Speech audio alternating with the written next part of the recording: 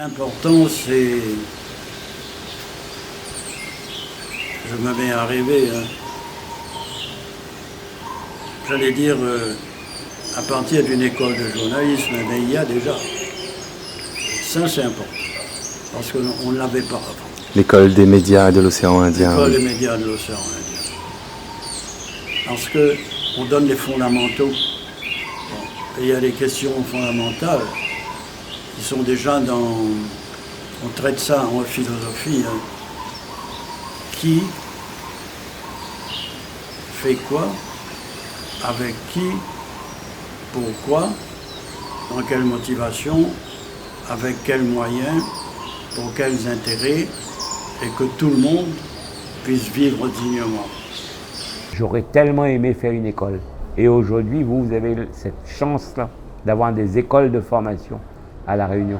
Et je rêve d'une chose pour les jeunes réunionnais, c'est qu'un jour, il y ait une antenne d'une école, par exemple comme l'école de Lille, qui s'installe à La Réunion. Parce qu'il y a matière à créer une école de journalisme à La Réunion et de donner tous les atouts aux jeunes réunionnais pour qu'ils puissent prendre leur place dans le monde entier comme journalistes également.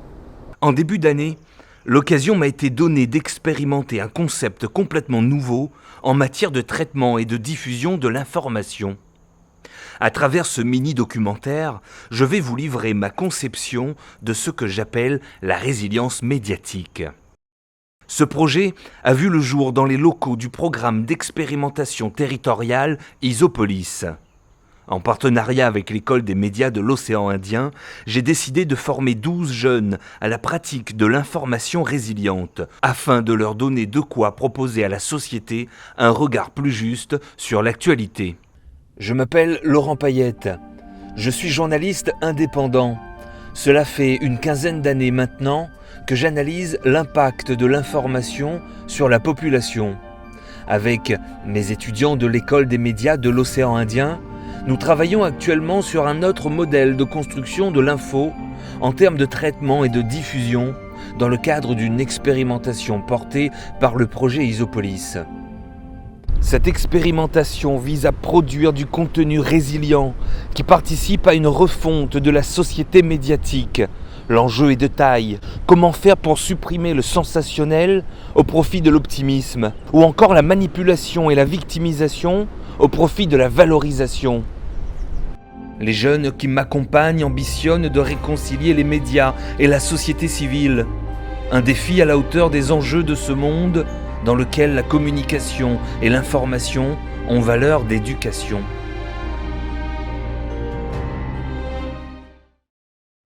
L'école des médias de l'océan Indien existe depuis 2012 et d'année en année, on constate un certain nombre de départs en lien direct avec le traitement de l'information, jugé trop anxiogène par certains étudiants. Parfois, la profession rêvée est loin, très loin de correspondre à la profession réelle.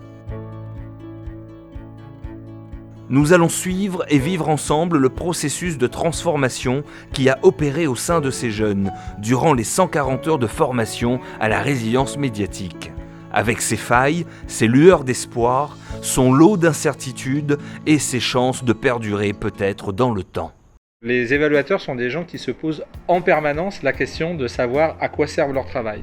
Ça sert d'abord et avant tout à améliorer l'action publique. C'est-à-dire que c'est vraiment un des points qui distingue l'évaluation de la recherche, c'est la volonté permanente d'utilité des travaux. Tout a commencé ce mercredi 23 février 2022. Thomas Delay, l'évaluateur du projet Isopolis, se rend à l'école des médias de l'océan Indien afin d'échanger avec les jeunes sur les objectifs de l'évaluation. Il intervient quelques instants après ma présentation du concept aux étudiants. Est-ce que ça résonne avec votre pratique de journaliste ou la façon dont vous vous projetez dans ce métier? À ma plus grande surprise, l'évaluation ne laisse personne indifférent. Les jeunes ont soif et faim de connaissances. Cela me montre une certaine ouverture d'esprit dans un milieu où le cadre est parfois rigide, où pour faire bouger les règles, il faut bien souvent attendre des générations et des générations d'individus. Nous aussi, on est un peu des évaluateurs sociaux en tant que journalistes parce qu'on va contribuer à alimenter un certain débat avec nos propres critères que vous avez qualifiés d'angles, mais c'est exactement ça. Ce projet comporte plusieurs objectifs. Réconcilier la population et les médias, mais surtout insuffler une nouvelle posture journalistique dans les rédactions à travers la jeunesse, pourvoyeuse de résilience, garante du bon fonctionnement de la société, défenseuse des droits du territoire, mais surtout protectrice de notre fameux vivre ensemble. Leur donner de quoi passer du stade de celui qui subit l'information et la dictature médiatique à celui qui est force de proposition et qui se bat pour délivrer une vision plus respectueuse d'autrui, en plaçant une bonne fois pour toutes l'humain au centre de toutes les considérations. La résilience médiatique est un indice de développement culturel puissant, capable de réaliser de merveilleuses constructions au sein de la société, quelle qu'elle soit, mais elle est avant tout une affaire d'individus, de reconnexion au monde, pas celui qui est déconnecté de la réalité, mais au contraire celui qui vit sur le sol et qui produit du terreau capable de lutter quotidiennement contre les indicateurs d'appauvrissement d'un territoire. Alors on est le mercredi 23 février. Il y a une sorte d'engouement, les jeunes sont rassurés, il y a de la curiosité, il y a un intérêt qui est assez prononcé. Et puis ils sont aussi rassurés parce qu'ils savent maintenant qu'ils peuvent faire les choses différemment. L'après-midi du coup on part sur le terrain et on décide au préalable de traiter la Covid-19. Et la question est, comment est-ce qu'on peut traiter ce sujet assez anxiogène de base de manière résiliente? On décide de poser la question aux gens, quel est l'événement heureux qui s'est produit dans votre vie pendant cette crise sanitaire? Donc du coup on part sur le terrain et là, gros coup de bluff, les étudiants sont assez émerveillés par le résultat, mais surtout par l'attitude et la réaction des gens quand on présente ce sujet, quand on amène ce sujet. Et là on change la donne. Et là on change la donne parce qu'on crée un lien, parce que les gens se livrent, parce qu'on donne aussi accès aux rêves, parce que du coup ils font appel à leurs souvenirs, ils se remémorent le temps passé, l'instant passé, et ça change tout. Et les étudiants en ressortent convaincus. Ouais, voilà pour cette première journée de formation.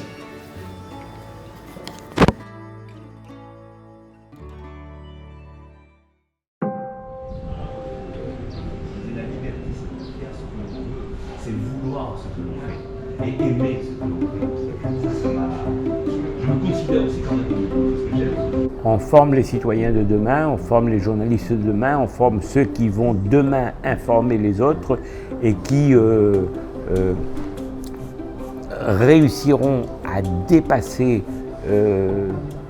cette information trash, et pour aider à revenir dans une société qui prend le temps de réfléchir. Voilà ce que ça m'inspire. Pour moi, ça a résonné très fort. En fait, la première fois qu'on a abordé le sujet, c'était sur un cours qui s'intitulait le traitement des faits divers. Et j'avais énormément d'appréhension en fait.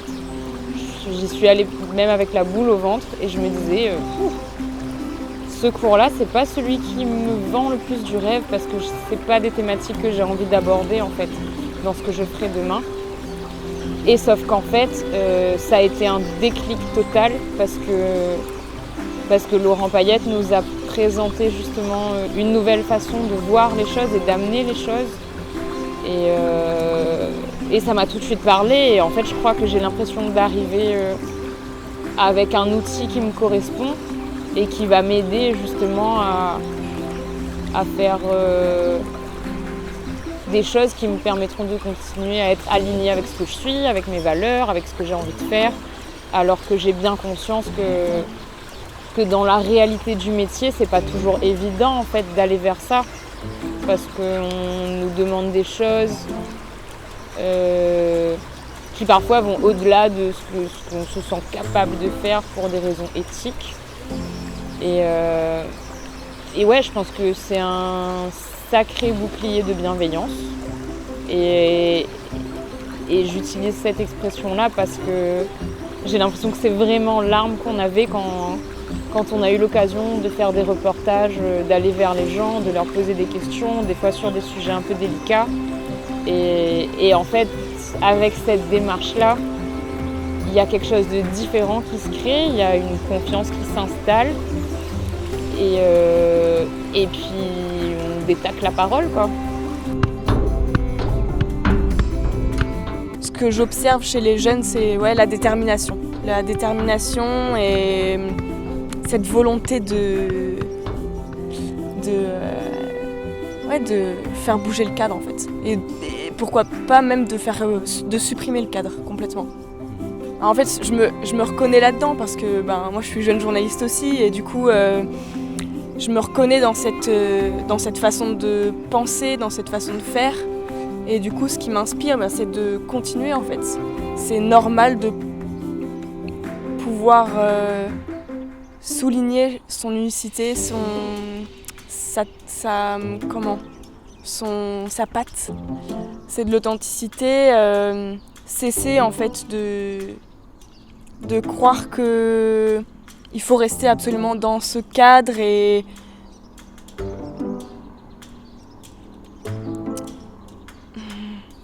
en fait comprendre et savoir que on peut être une source d'inspiration pour tout le monde en fait. Apporter une info saine à tendance optimiste. En fait, il y a une information, c'est pas une bonne nouvelle, c'est une mauvaise nouvelle, mais il y a une solution derrière. Pour moi, c'est ça en fait, c'est le journalisme d'optimisme, le journalisme de solution. Pour moi, c'est le rôle à jouer, c'est ça en fait, c'est d'arrêter d'être dans ce sensationnalisme. C'est un message d'espoir, ça finalement. Ouais, c'est un message d'espoir. Ouais, pas que d'espoir, mais ouais, il y a ça dedans aussi. Ouais. Parce qu'on parlait de modèle économique, mais derrière, en fait, quand tu n'as pas d'autre alternative, tu vas parler par des mécènes. Et souvent, les mécènes, c'est d'autres grosses entreprises privées qui, eux, du coup, utilisent ton média pour faire du washing. Donc, c'est pareil, c'est pas éthique non plus. Mais du coup, pour faire ça, tu n'as pas non plus 50 fonctions. Et c'est compliqué, du coup, d'être dans un média indépendant, éthique. Si vous avez des solutions de modèle économique, moi, je réfléchis à ça et c'est... Là, maintenant, on est en train de travailler sur le don libre et conscient. C'est ce qui a fait Reporter, c'est ce qu'essayent de faire plusieurs médias. Et donc, on est en train d'expérimenter à La Réunion. Je t'assure qu'on rame. J'attendais la fin de ta phrase. On en est au tout début. On en est au tout début. Ok, ils sont violents, mais qu'est-ce qu'on pourrait faire pour eux? Et cette violence, c'est une réponse à quelque chose. Enfin, c'est sûr qu'il y a derrière un passé. Mais du coup, mettre la lumière sur ces jeunes, et essayer de se mettre à leur place, de comprendre s'ils n'ont pas la violence, qu'est-ce qu'ils ont. Ouais, voilà, un parcours de vie. Et quand peut-être tu es discriminé déjà quotidiennement, quand tu sais que tu n'as pas ta place ici, c'est sûr que tu vas pas être 100% intégré. Ouais, voilà. J'ai l'impression qu'à chaque fois qu'on parle d'eux, c'est parce qu'il y a eu des faits de violence. Oui. Après, on n'en parle pas dans les médias, du moins pas à ma connaissance. En fait, moi, j'ai eu l'occasion de faire une visite de ces quartiers-là avec un éducateur spécialisé.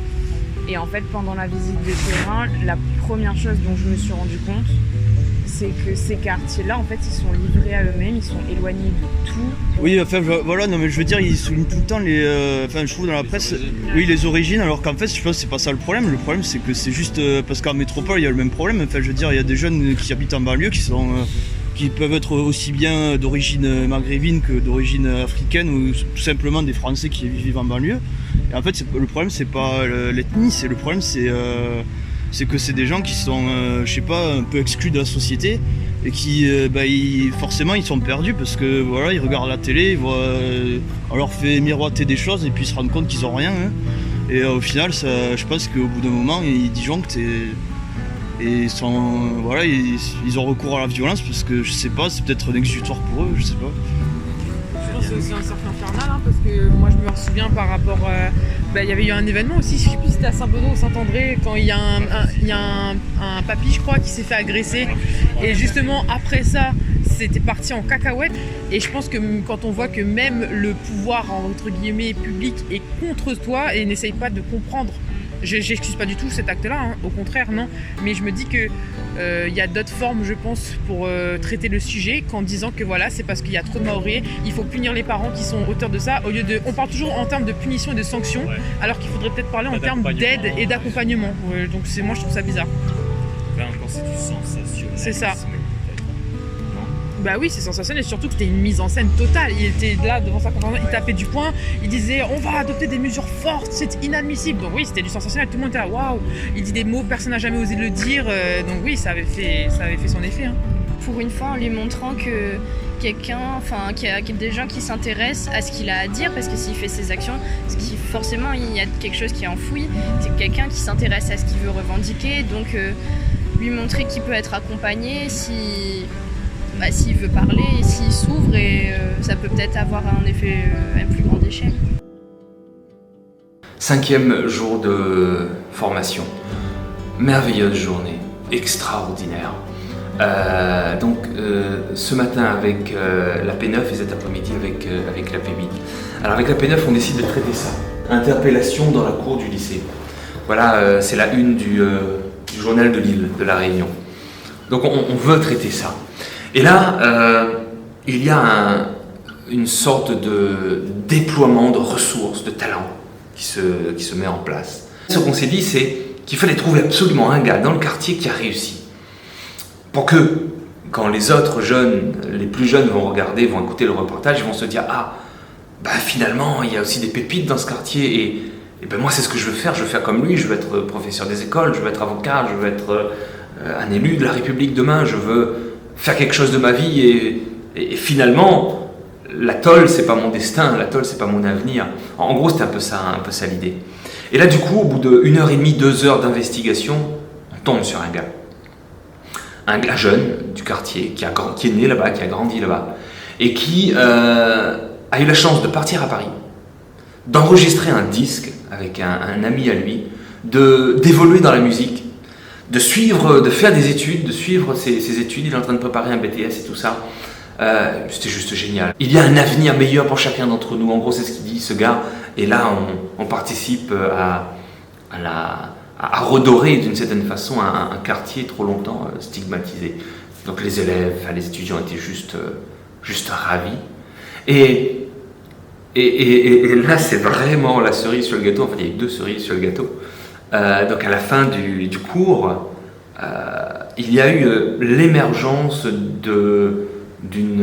il y a eu la manifestation d'une intelligence collective. Ils se sont dit, on va créer un groupe Facebook. On va créer un groupe Facebook, ils ont même trouvé le nom, je crois que ça va s'appeler Contre-courant, où on va pouvoir diffuser nos productions audio, vidéo. Et moi, je trouvais ça juste génial. Donc là, moi, ça me montre que cette confiance en soi dont on parlait, dont je faisais état au moment où j'écrivais l'expérimentation, à savoir être force de proposition, se battre pour ses idées au sein des rédactions et tout ça, et bien là, on commence à l'avoir.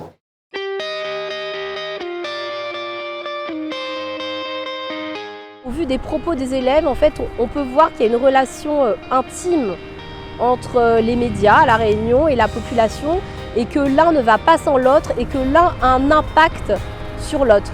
Donc si les médias vont mieux, avec une volonté d'avoir un impact bénéfique sur la population, et bien la population ira elle aussi mieux en fait, avec des actualités plus valorisantes, des actualités plus inspirantes pour la population.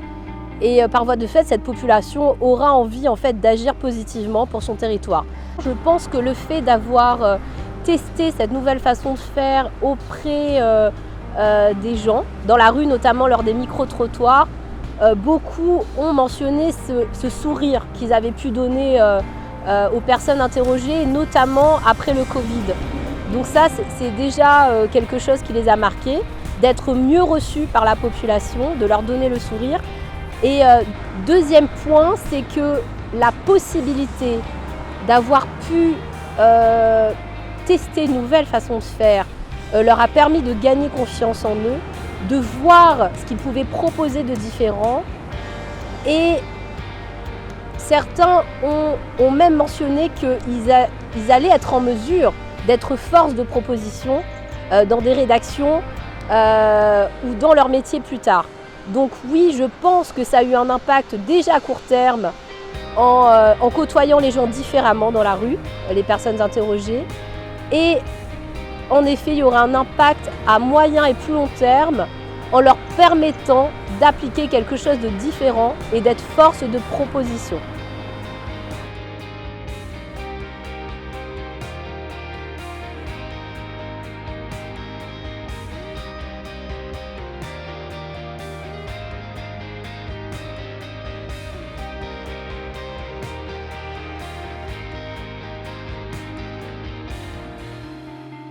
C'est le défaut dont je te parlais, qu'on essaye de plaire au possible. Donc on va aller chercher l'émotion plutôt que la raison chez le lecteur. Et cette émotion, ça va être, quand c'est le glamour, ok, bon, ça va encore, mais c'est aussi la peur, quoi. Hein. C'est cette capacité à tout le temps faire peur, et c'est très difficile de prendre du recul, surtout quand tu travailles à un rythme quotidien. Je vois même les journaux télévisés, pourtant du service public, qui ne sont pas là pour faire du chiffre, hein, eux aussi, ils te décrivent une situation qui est toujours cataclysmique. Alors ça tombe bien pendant cet été où on nous a décrit pratiquement la France en feu, la France a peur, la France est asséchée, la France n'aura pas d'eau. Et on sait bien que le message fondamental, c'est bien de dire il faut lutter contre le réchauffement climatique, mais on sait bien que tout cela est pas mal exagéré, quoi, hein. Et ce qui était intéressant aussi dans ton discours, c'est de chercher le côté positif. Évidemment, si tu ne veux surfer que sur l'émotion des gens, tu vas un peu l'occulter et ça serait dommage. Donc en effet, quand tu es sur un événement dramatique, il faut aussi montrer les à-côtés positifs, les gars qui viennent à la rescousse, l'élan de solidarité qui se crée. Il faut être capable de tout montrer. Je me suis dit qu'on est un peu sur la même longueur d'onde, on est en phase, quoi, hein. Ça m'a rassuré parce que intuitivement, toi, moi, plein d'autres ont envie de continuer à faire de l'information, du journalisme et se dire qu'on se rejoint sur cette réflexion-là, quoi, hein. Donc je me suis dit, Parallèle Sud, on n'est pas en décalage avec une réalité, on n'est pas des fous rêveurs. Il y a réellement un besoin, une demande à laquelle on essaie de répondre vers une information, alors tu dis plus résiliente, et puis moi je dis plus respectueuse de l'humain, quoi, de ce qu'on a au fond, et puis de notre besoin de comprendre ce qui nous entoure.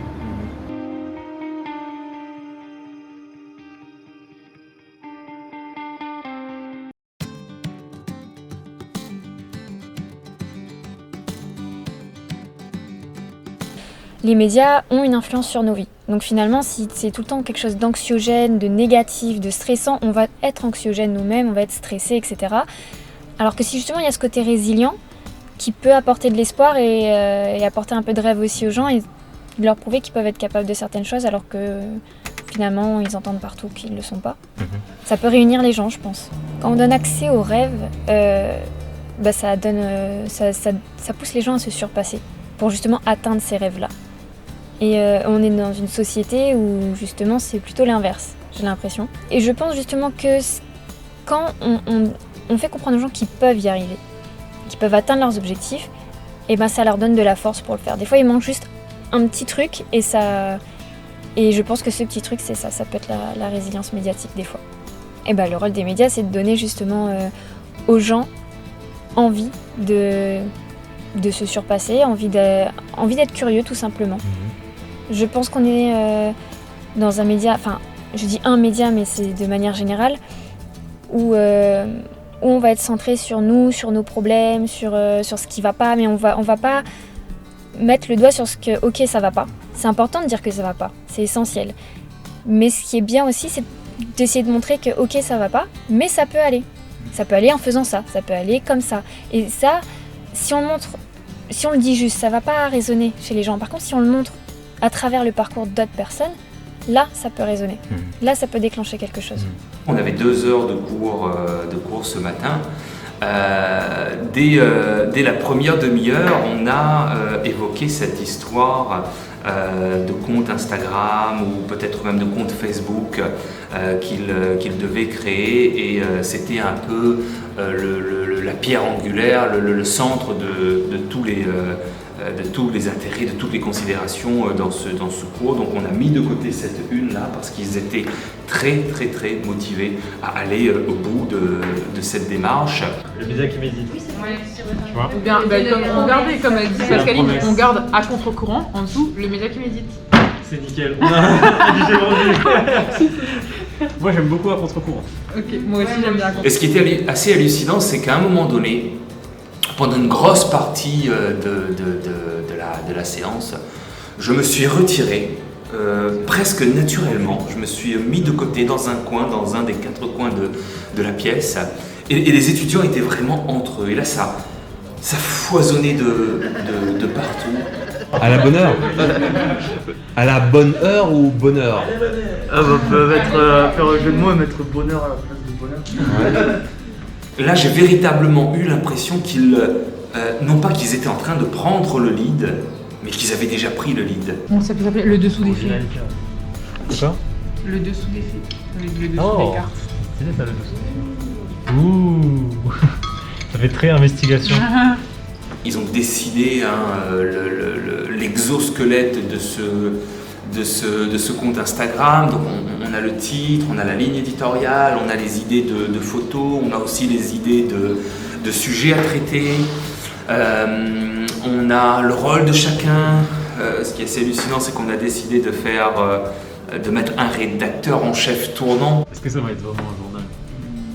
Parce qu'il y aura tout. Déjà, il faudrait qu'on ait une ligne éditoriale. Oui. Savoir si on diffuse des enrobés, si on diffuse des papiers aussi. Enfin, je pense qu'on peut diffuser tout type de contenu informatique, mais notre ligne éditoriale, c'est la résilience médiatique. Et je partage aussi un constat. Alors, je constate qu'avec la première année de journalisme, c'est beaucoup plus facile. La résilience médiatique, c'est...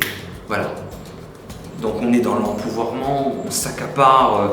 un média presque, on est en train de le travailler, de le façonner, de le faire naître, de le faire grandir, de le façonner, quoi.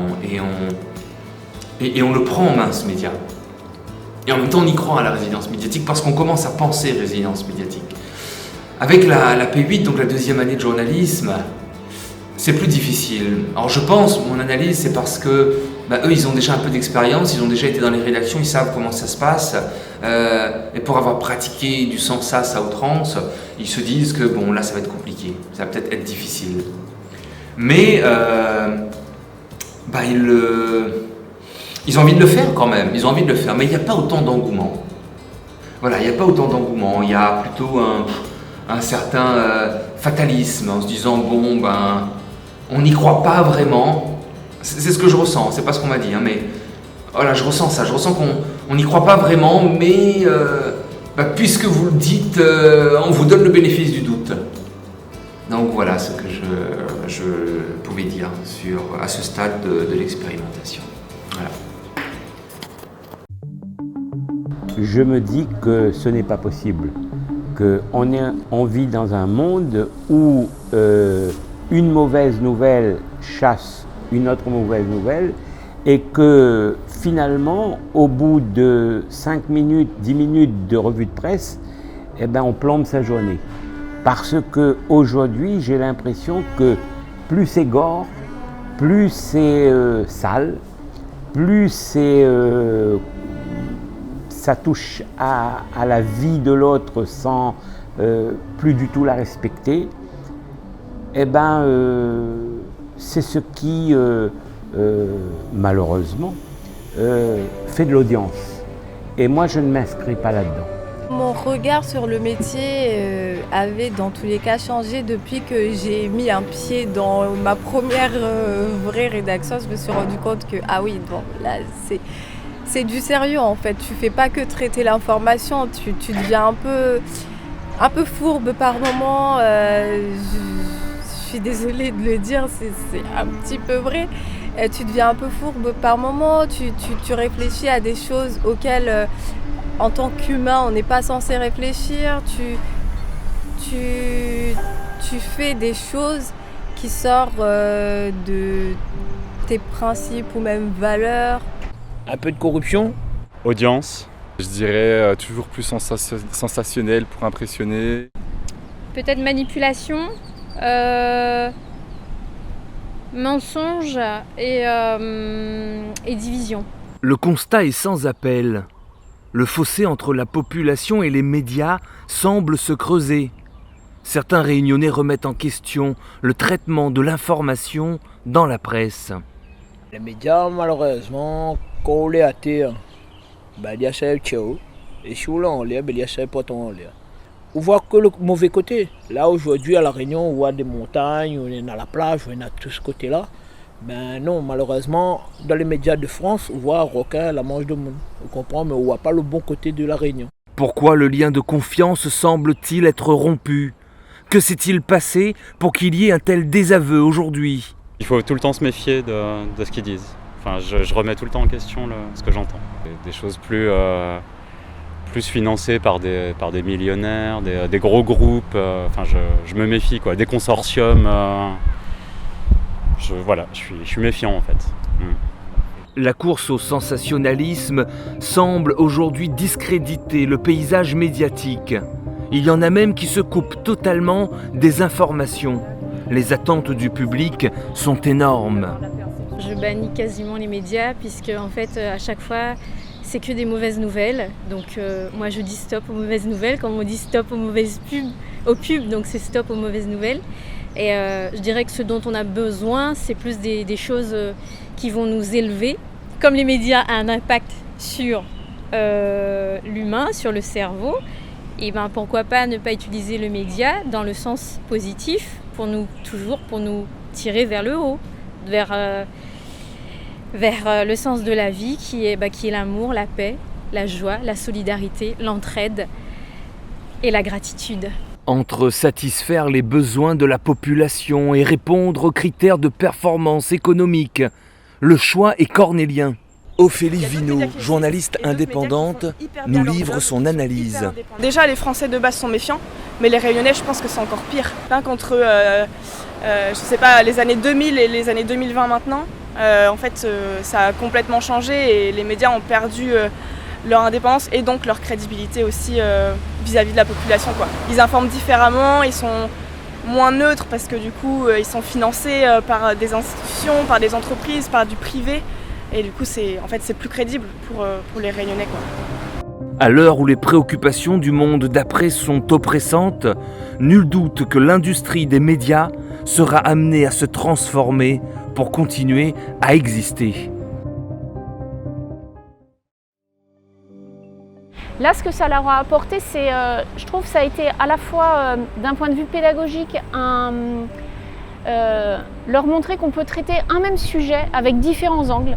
Et ils ont des cours d'anglais un sujet, mais là, c'est vraiment le cas concret, à se dire, est-ce qu'on peut le traiter en mode catastrophiste, est-ce qu'on peut le traiter en mode neutre ou avec une lueur d'espoir ou centré sur une personne. Et ça leur a permis, je pense, d'avoir des exemples concrets et de voir vraiment qu'on pouvait en fait changer, donner de l'information, mais de manière différente, tout en gardant des informations en fait essentielles que la population a besoin d'avoir et a besoin de savoir. Et en même temps, parce qu'il faut quand même aussi montrer un peu les deux côtés, je pense, le revers de la médaille de ça, c'est que quand ils se sont retrouvés en stage dans les rédactions, ils ont pris un peu une grosse claque quand même.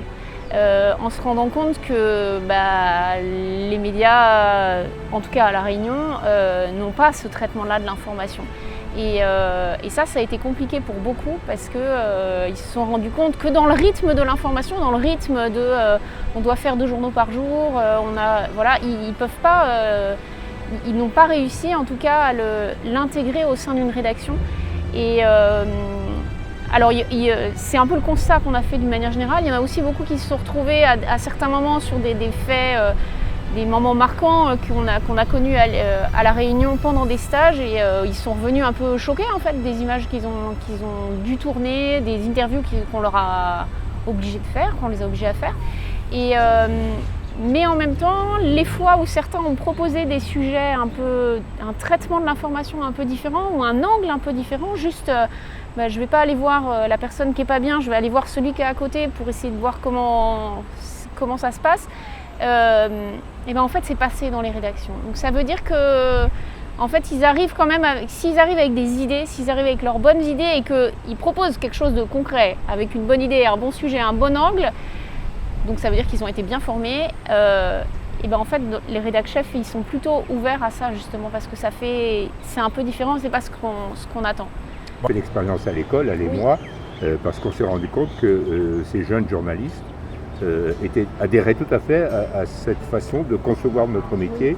On leur a très souvent à l'école, je sais, grâce à Laurent, grâce à vous, grâce à des formateurs, et qui étaient en totale adéquation avec cette résilience, cette nouvelle résilience.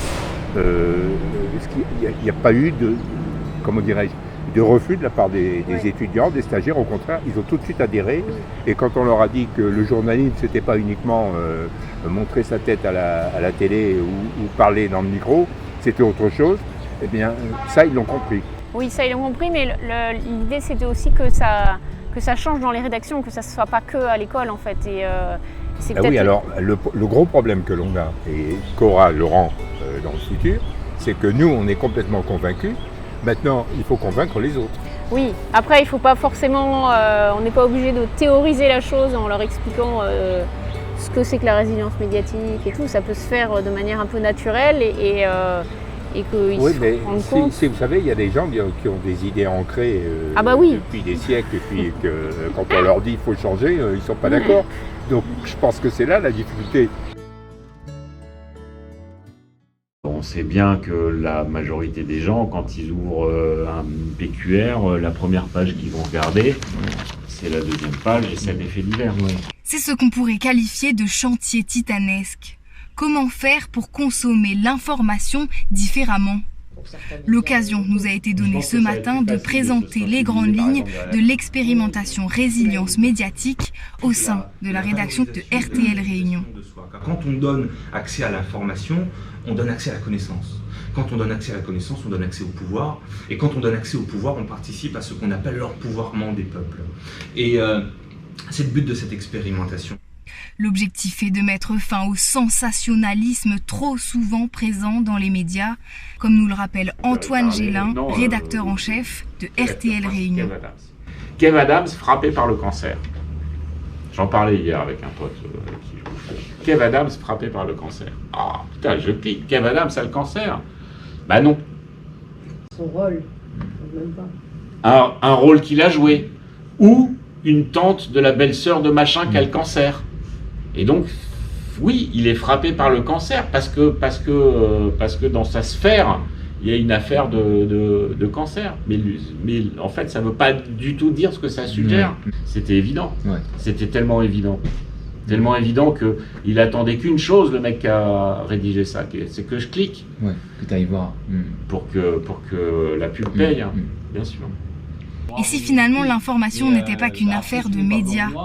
Et s'il fallait impliquer d'autres acteurs comme l'éducation dans les couloirs de la presse ? Alors c'est bien aller voir toutes les rédactions, ça c'est peut-être le premier truc à faire, et essayer peut-être d'ouvrir un débat même inter-rédaction, pourquoi pas, nous on est prêts à rencontrer d'autres rédactions et à parler de ces problèmes-là. Mais aller voir aussi via le Clémy peut-être qui peut faire une passerelle là-dessus. Le monde de l'éducation nationale. Parce que c'est eux qui ont finalement à la fin les cartes en main, c'est eux qui vont transmettre directement aux enfants. Le lien de confiance entre les enfants et les adultes, c'est eux qui l'ont. Et c'est eux qui finalement vont pouvoir instiller une dynamique pour changer, pour que dans une ou deux générations, les enfants qui sont devenus des adultes aient plus ce comportement des adultes d'aujourd'hui qu'on connaît tous, quoi. Mercredi 4 mai 2022, 9e journée de formation, la première année de journalisme. Ça fait 2 semaines que je ne les ai pas vus. Le constat que je fais, c'est le fait que pendant 2 semaines, il n'y a pas eu de lien entre mes étudiants et moi-même, qu'on n'a pas eu de contact. Et ben, les choses ont évolué, je dirais pas la mentalité, mais la motivation et la détermination a sacrément évolué. Et là, j'ai observé hier une sorte une baisse de motivation, une baisse de détermination, une baisse d'enthousiasme, une baisse d'engouement et de tout ce que vous voulez. Parce que le lien a été coupé. Ils étaient sur l'idée de créer ce compte Instagram. Et donc, du coup, je leur en parle hier en leur disant alors où ça en est ce projet-là. Et puis, ils me disent finalement, on n'a pas le temps, c'est compliqué. Quand on est avec vous, on a envie, on est motivé, on veut le faire. Mais le problème, c'est que les autres jours, après, on est sur d'autres fronts et on n'a pas assez de temps. Donc là, je sais pas comment je vais faire pour remotiver les troupes.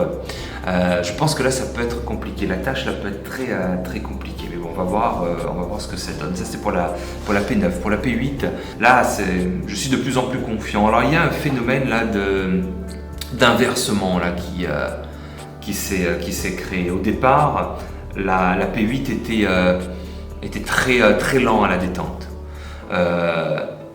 Alors que avec la P9, ça a démarré au quart de tour. Là, il y a une baisse de régime au niveau de la P9, alors que la P8, là, reprend de la vigueur, reprend de l'énergie, reprend de la force, reprend de la détermination, de l'optimisme. Donc il y a un phénomène contraire, là, je ne sais pas trop comment est-ce qu'on pourrait appeler ça. En tout cas, c'est ce que j'observe. Tout ça pour vous dire, à travers ces 2 exemples, on est toujours à la recherche de ce qui est le plus croustillant, même si ce n'est pas vrai. Mais la réalité d'un dossier qu'il faut prendre en main, qu'il faut analyser, qu'il faut essayer de comprendre, d'expliquer, de démonter, de ne pas dire tout et n'importe quoi, ça n'a plus quoi aujourd'hui malheureusement. Aujourd'hui, on court derrière ce qui est croustillant. D'ailleurs, quotidiennement, si vous regardez, si vous avez une revue de presse et que vous regardez la revue de presse, de quoi est-ce qu'on vous parle encore plus depuis les élections en France, de tout ce qui va mal, à croire que dans ce pays, il n'y a plus rien qui va bien. Donc on est tous on court derrière ce qui va mal, de ce qui prétendument va mal, même si ce n'est pas tout à fait la réalité. Voilà. Je ne sais pas si je réponds à votre question. Oui, mais vous êtes parfaitement clair. On a l'impression que c'est une véritable course au buzz. Oui, absolument. C'est ce qui se passe. Et les réseaux sociaux ont amplifié ça. Je vous parlais des chaînes d'information continue. Au moins, c'était fait par des journalistes, même si c'était critiquable. Au moins, il y avait un choix éditorial. On était pour ou contre ce choix éditorial, mais au moins, c'était des journalistes. Aujourd'hui, tout le monde est journaliste. C'est pas vrai. Bon, et aujourd'hui, les réseaux sociaux, j'ai lu hier que les réseaux sociaux sont une véritable plaie pour la démocratie. Et je m'inscris totalement là-dedans. Par moment, ça me paraissait compliqué. Donc oui, je suis rentrée en débat avec Laurent Payette en lui disant mais c'est pas forcément ce que le public recherche. Et l'information, tu la travailles pour le public. Le public, il y a énormément de choses qui doivent... je me rappelle, j'ai traité un sujet sur les motards. Voilà, c'était un sujet qu'on m'avait donné en cours comme ça. Et du coup, je réfléchissais, je me disais comment je vais traiter ce sujet de la manière la plus résiliente. Parce qu'à ce moment-là, il y avait énormément d'accidents de moto sur l'île. C'était en début d'année. Et des accidents mortels en plus. Donc je devais trouver le moyen de traiter cette information, cette actualité en tout cas, d'une façon résiliente. Je me suis creusé la tête, je me suis dit ok, comment je vais faire ça ? On est rentré avec Laurent Payette en débat à ce niveau-là, je lui ai exposé mes points de vue. Et c'est vrai que quand j'ai commencé à me creuser un peu, à trouver les contacts qu'il faut pour faire mon reportage, et je suis tombée sur des témoignages, des histoires que je n'aurais jamais pensé qu'ils existent. Je me rappelle de ce jeune homme qui me racontait son accident de moto et qui me disait oui, aujourd'hui ça a arrêté comment on appelle ça ma croissance, mon accident a stoppé ma croissance, quoi. Il a eu un accident de moto, il avait 14 ans et depuis il pouvait plus grandir comme la nature le voudrait. Et à ce moment-là, il m'a dit mais la moto c'est ma passion. La moto c'est ma passion, j'aime faire ça et c'est les risques pas du métier, mais c'est le risque en tout cas quand tu exerces ce genre de discipline.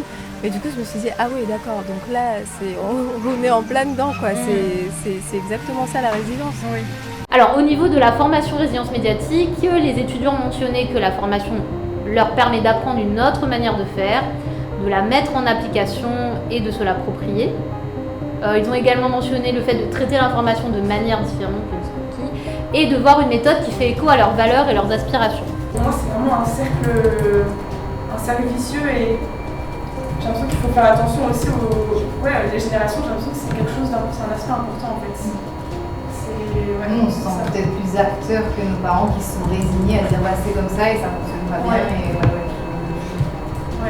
Il n'y a pas la même offre non plus parce qu'à la génération de nos parents, je pense qu'il y avait ces figures de journalistes un peu stars, un peu exceptionnelles, qui se démarquaient en fait du commun des citoyens. Il y a une banalisation de l'information qui la discrédite en même temps. Alors nous, on a un sacré travail à faire pour permettre de redonner à ces professions sa place. Non pas qu'on veuille considérer qu'on est les maîtres du monde, mais la place exacte du journaliste, il est là pour informer. Point. C'est tout. 11 mai 2022, 10e journée de formation. Tout d'abord, une nouvelle que je dois porter à votre connaissance. L'école ne va plus recevoir de subventions de la part de la région Réunion, donc c'est terminé, l'école s'arrête. Inutile de préciser que c'est une sorte de coup de massue pour les étudiants, notamment pour la première année, donc la P9, qui sont ils sont remplis de désillusions encore une fois, et là ils sont un peu au fond du gouffre, quoi. Ouais. Émotionnellement parlant, ça va moyennement, très très moyennement. Et ils n'ont plus vraiment d'ambition, ils n'ont plus vraiment de détermination. Je pense qu'il ne faut pas être trop radical et dire tout de suite on abandonne ce qu'on fait, on passe tout de suite à la résilience médiatique, ça ne marchera jamais. Je pense qu'il faut vraiment combiner les deux. Combiner ce qu'on a l'habitude de voir avec la résilience médiatique. Je pense que c'est pas impossible. Si je prends par exemple le conflit Russie-Ukraine qui est d'actualité, on parle beaucoup de les bombardements, les exfiltrations, etc. Enfin, on voit beaucoup d'images chocs et on a besoin de ces images-là, mine de rien. Mais ce qu'on sait peut-être pas et qui se fait, c'est cette solidarité qui est mise entre les habitants, en Ukraine, ceux qui y sont restés, ceux qui partent, etc. Tout ça, on ne sait pas réellement. Alors après, est-ce que c'est pas un peu dangereux de le faire aussi? Je sais pas. Enfin, là, c'est un contexte un peu particulier, mais je pense qu'on ne peut pas totalement éclipser la méthode actuelle, la méthode de journalisme actuelle. Je pense que les deux peuvent se combiner. D'accord. Donc si je comprends bien, pour que la résilience médiatique puisse exister, il faut aussi du sensationnalisme. Ouais, je pense qu'il faut du sensationnalisme. Mais qu'il faut réussir à doser à 50-50. Un sujet, 50% de sensationnalisme, et l'autre 50% de résilience. Alors oui, il y a ça, bam. Mais il y a aussi ça qui fait que... Est-ce qu'elle arrive à haut de faire du sans-sas à un moment donné? Est-ce que la demande à haut de faire ça, d'aller montrer quelque chose de choquant, d'aller choquer la population, est-ce qu'elle a déjà arrivé à haut de faire du sans-sas? Est-ce que la demande à moi, elle n'a jamais demandé à moi de faire ça? Est-ce que moi, elle a fait des erreurs? Oui, beaucoup d'erreurs. Bon, parce que moi, j'étais un jeune journaliste formé sur le terrain, moi, j'étais correspondant dans le sud de la Réunion, et de toute façon, moi, j'étais payé à la pige. Bon, c'est-à-dire que quand il amené une information, moi, j'étais payé. Donc, il courait derrière l'information. Et est-ce que moi, elle a blessé du monde? Oui. Est-ce que moi, elle a été maladroit? Oui. Est-ce qu'aujourd'hui, avec le recul, quand de temps en temps, il repense à certains sujets que moi, elle a traités aussi bien à la radio qu'à la télévision, il me dit, mais comment on a pu faire des choses pareilles? Comment on a pu faire ça? Un jour, on a rencontré un boug, deux personnes que m'a blessé dans mes reportages. Moi, je suis parti vers les 2 présentateurs de mes excuses. Bon, la haine, c'était à Cora Savannah, m'y oubliera jamais. C'était une histoire de vaguement de fumette. Bon, dans un bar quelque part à Saint-Gilles, peut-être un petit peu de poudre, etc. Moi, j'avais fait un reportage comme si c'était un trafic de drogue extraordinaire dans le pays, etc. Bon, moi, fait du mal. Bon, moi, fait du mal à plein de gens. Bon, et m'y rendais pas moins compte. Moi, j'étais fier de moi à ce moment-là quand on a sorti ce reportage. Et moi, pas rendu moins compte du mal que m'y pouvait faire. Quand moi, je recroise le propriétaire de ce bar, c'était à Cora Savannah, m'y peut citer le nom, puis il n'existe plus. Oui. Bon, et ben, moi, parti vers lui, moi, j'ai dit, monsieur, m'y voudrait présenter à vous mes excuses, parce que ben, voilà, moi, pas mesuré l'impact, etc. Le bougle était surpris, lui a hésité à un moment donné avant de tendre à moi la main, et puis après, bon, ben, lui, il a compris, lui aussi, que ben, m'y reconnaissait que moi, j'avais eu tort.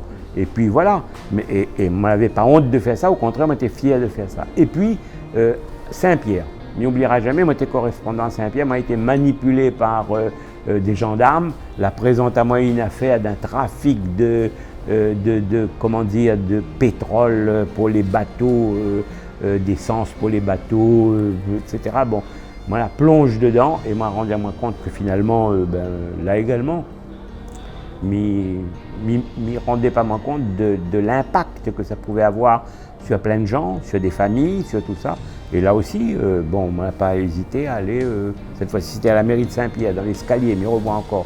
Le bougre descendait, moi il descendait, moi il voudrait présenter mes excuses parce que bon, le bougre avait fait la prison quand même. Hein. Bon, et ben voilà. Bon, moi j'étais pas responsable parce qu'il a fait la prison, mais en tout cas, moi j'avais un peu exagéré dans ma façon de traiter l'information. Voilà. Attends, qui ça n'a pas fait ça? Oui, mais de toute façon, c'est ça.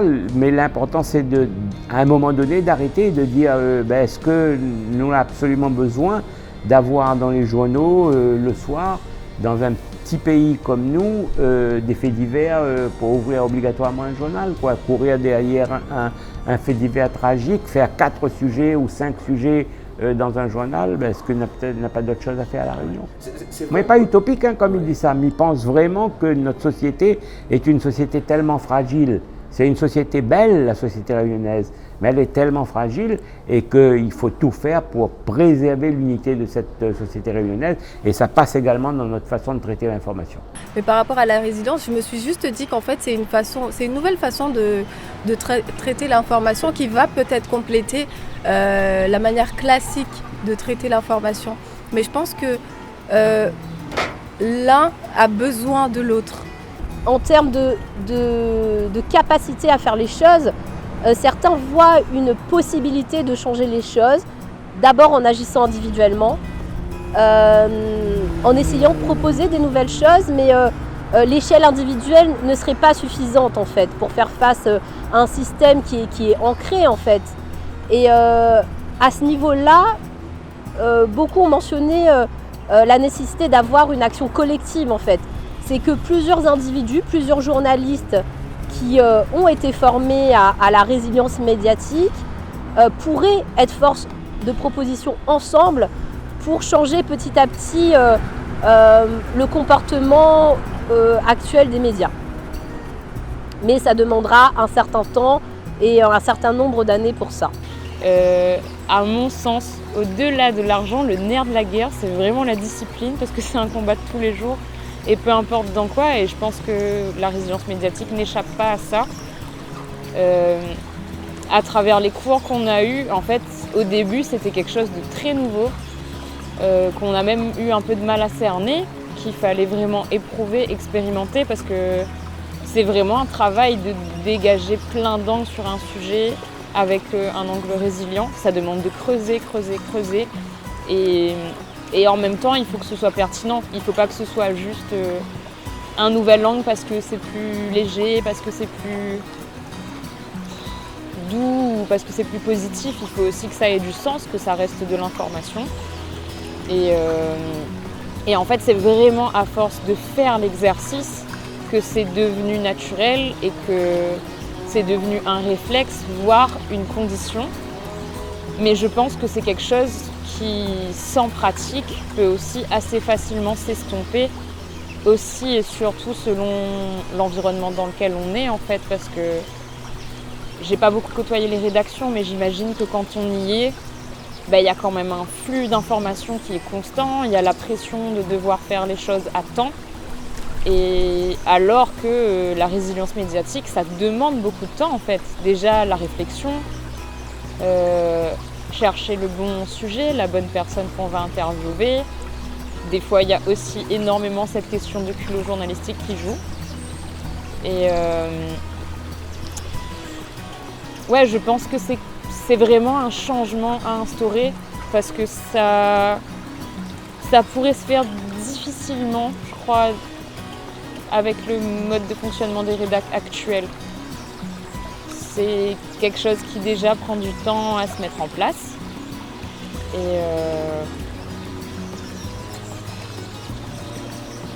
Et qui amène toute une réflexion de puisqu'on va faire parler l'humain, le vrai, et qu'est-ce qu'on met en place pour y arriver au mieux? Alors, moi j'ai repris l'aérien, donc je suis de nouveau hôtesse de l'air et là du coup j'ai vu ça comme une autre opportunité de continuer à faire du journalisme sous un angle résilient grâce à mon métier de PNC. Donc ce que j'aimerais mettre en place dans mes projets, ce serait de créer mon propre média résilient sous l'angle qui traiterait des infos sous l'angle résilient et notamment justement des mini reportages, des mini documentaires sur le portrait des gens que je peux rencontrer un peu partout dans le monde. Alors moi ça va pas être de l'info proprement parlé sur l'instant T, c'est plus comme je dis du reportage, des documentaires et j'aime les gens et du coup la vie des gens m'intéresse et très souvent au fil de mes escales je discute avec des gens, je rencontre des gens et puis c'est en discutant avec eux je connais un peu leur parcours et là à ce moment-là je me lance et j'essaye de faire quelque chose, de filmer ou de prendre des photos et de faire des mini documentaires, mini reportages. À travers tes voyages? À travers mes voyages, à travers mes escales. Je contacte aussi au préalable quand j'ai une idée, je vais essayer de trouver des contacts sur place et pour échanger avec eux, voir s'il y a moyen de faire un genre de reportage, de portrait en fait résilient.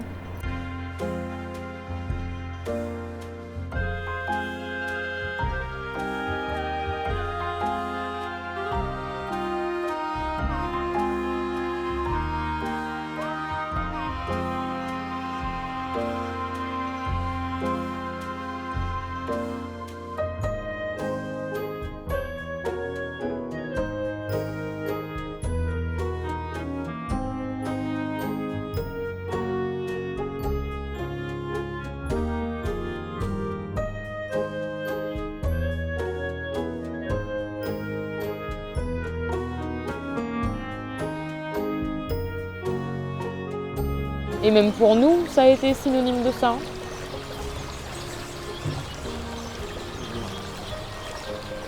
D'aller au-devant des choses, d'avoir l'audace de tester, et puis ça passe, ça casse, mais on réussira quand même. Et ouais, en fait, vu qu'on se sent plus ancré, on y va. Et comme on y va, on se rend compte qu'on est capable de faire certaines choses dont on se doutait même pas. Et ça nous fait grandir, du coup, nous aussi, je dis nous, les étudiants, qui ont côtoyé la résilience médiatique.